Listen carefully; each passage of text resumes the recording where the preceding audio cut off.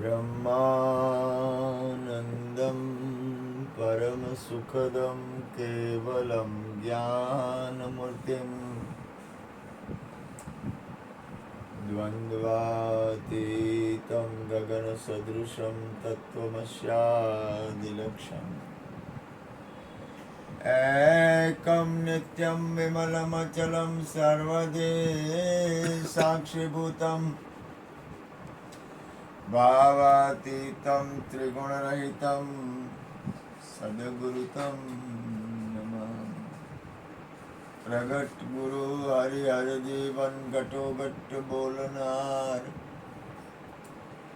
લાડલી લાલ કહે હું ને મારું તજે તું મળે નહીં તારણહાર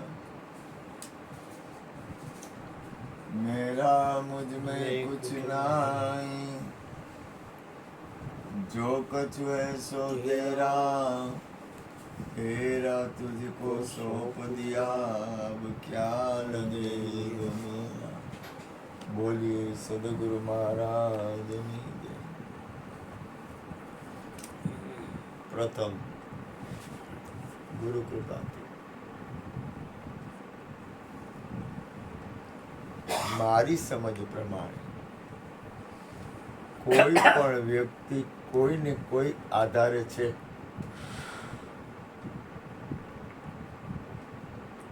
ગુરુ કૃપાથી મારી સમજ પ્રમાણે કોઈ પણ વ્યક્તિ કોઈના પણ આધારે છે।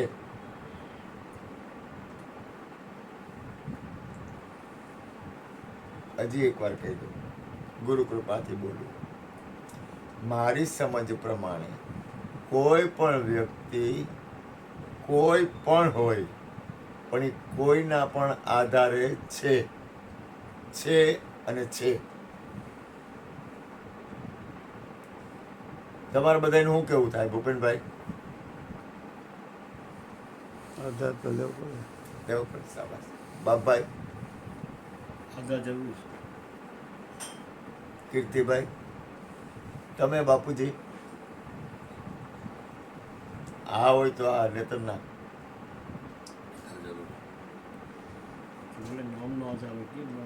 ગમે પણ કોઈ પણ વ્યક્તિ કોઈ પણ। રામદેવભાઈ? જરૂરી બાપુ, જરૂરી ને? નિરાધાર થવાની જરૂર છે, પણ નિરાધારે કોઈકના આધારે તો છે ને।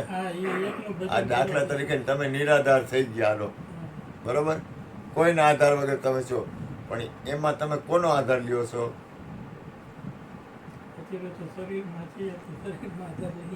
દાખલા તરીકે હું તમને ગુરુ કૃપાથી કહું, દાખલા તરીકે પેલા મારી વાત ગુરુ આધાર લેવો હે મનનો આધાર લેવો પડે। મનના આધાર વગર ક્યાંય પહોંચાતું નથી। બરોબર ને? તમારે નિરાધાર જવા માટે મનનો આધાર લીધો, હાલો મનને છોડો, મન પછી છૂટી જાય, મનને મૂકી દો, હાલો દાખલા આધાર તરીકે। મળ્યા પછી મન છૂટી પણ તમે કોઈ સદગુરુ સંતના શબ્દનો તો આધાર લેવો ને। જાય। આધાર તો લેવો જ છે। સંતનો શબ્દ રહે વિશ્વાસ। આ દાખલા તરીકે કૃષ્ણ છે, હાલો કૃષ્ણ કોઈને નથી માનતા પણ ગુરુને તો માને છે ને। માને છે, એટલે એકનો આધાર લેવો। એટલે દાખલા તરીકે કોઈ એમ કે હું કોઈ ભગવાન નથી માનતો, પણ એને માનો આધાર લીધો તો એ તો શરીર ધારણ કર્યું। હાલો કોઈ પણ વ્યક્તિ કે માનો આધાર, દાખલા તરીકે પણ કબીર જેવો શહેનશાહ, જો કબીર તો આ વિશ્વમાં, હું તો ગુરુ કૃપાથી સત્સંગ કરું, મારું તો કાંઈ આમાં કાંઈ છે નહીં, હું તો સત્પુરુષોના આધારે સદગુરુના આધારે જ છું, આમાં મારું મને ખબર છે। તમે વિશ્વનો કોઈ પણ શહેનશાહ લઈ લ્યો, દાખલા તરીકે આપણે નજીકમાં નજીક જાય,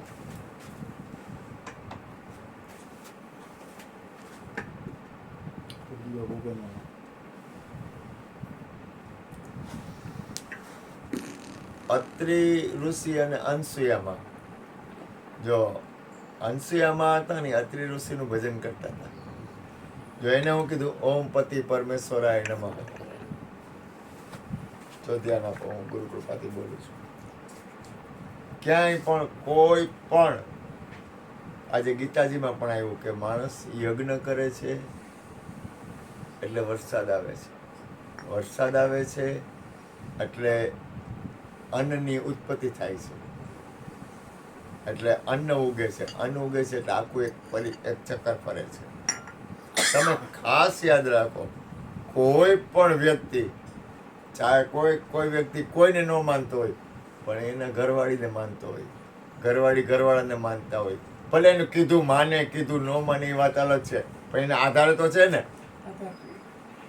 દાખલા તરીકે કોઈ નથી માનતો તો પણ કોઈ મકાનમાં તો રહે જ છે ને. અરે મકાનમાં નથી તો પણ કોઈક ઝાડવા નીચે તો રહે જ છે ને.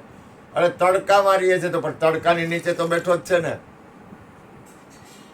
કાલો એ કે મારે કોઈનો આધાર નથી, હું તડકામાં બેઠો છું, વરસાદ આવે, ચોમાસું આવે, ઠંડી આવે, ગમે આવે, પણ જો એ આધાર જ છે. દાખલા તરીકે કોઈક બહુ મોટો મહાપુરુષ હોય, અવધૂત અવસ્થા હોય અને બેઠો હોય, એટલે અમારે દરિયા કિનારે એક બે હતા, અવધૂત દશા હતી, પણ પવનનો આધાર તો છે ને, પવન તો છે ને એની યારે. પોતે ભલે સ્વયં હોય પણ કાંઈક પોતાની અંદરની સ્થિતિ તો કાંઈક એવું છે, એના આધારે આખું બ્રહ્માંડ છે. બરોબર ને? આખું વિશ્વ કોઈના આધારે. દાખલા તરીકે શિવને માને છે તો શિવને માને છે એ ખોટું નથી, પણ શિવના આધારે તો છે ને. કોઈ કૃષ્ણને માને છે તો કૃષ્ણને માને છે એ ખોટું નથી, પણ કૃષ્ણના આધારે તો છે ને. કોઈ ગુરુને માને છે તો એ ખોટું નથી, ગુરુના આધારે છે ને.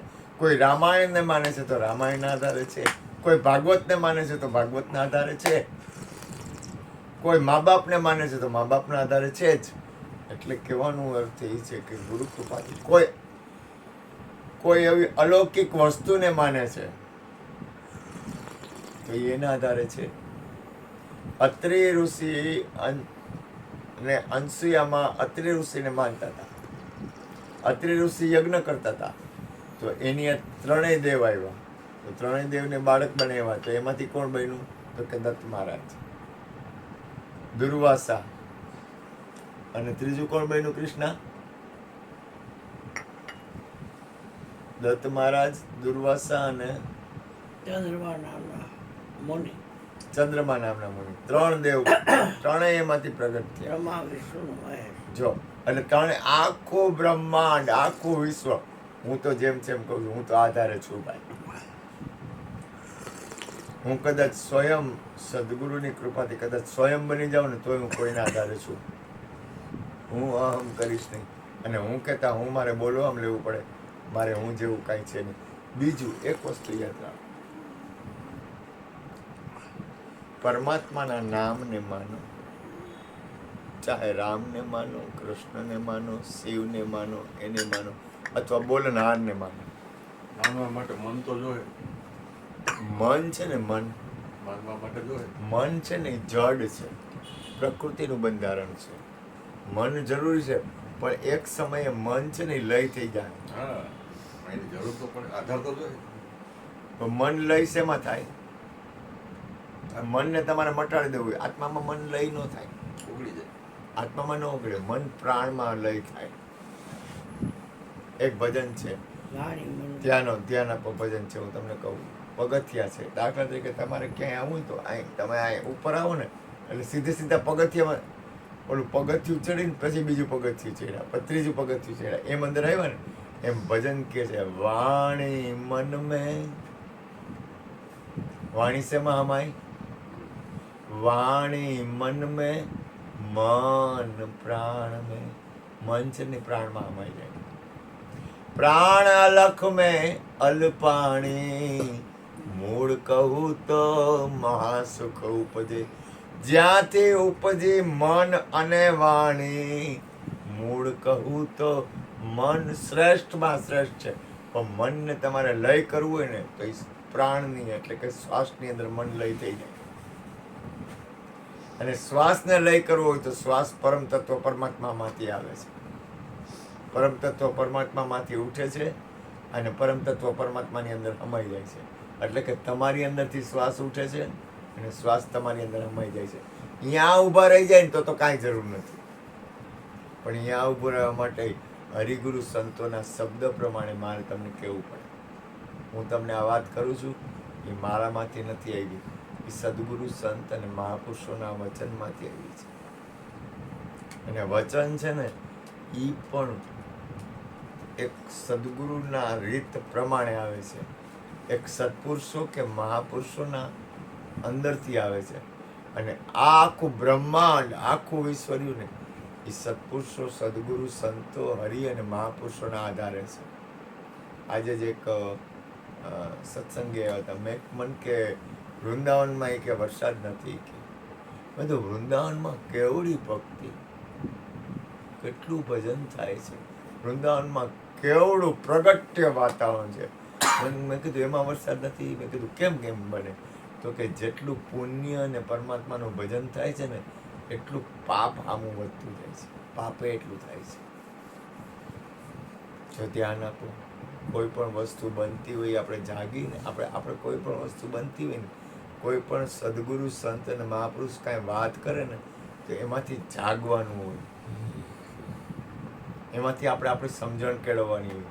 તો આપણે બને ત્યાં સુધી સદગુરુ, પરમ તત્વ પરમાત્માને પ્રાર્થના કરી કે અમને એવા કર્મથી બચાવો. હું તો કોઈ મહાપુરુષ છું જ નહીં, ભૂલ ન કરતા. તો તમારા લોકોનો ભાવ પ્રેમ છે અને ગુરુની કૃપા છે એટલે મને સાંભળો છો.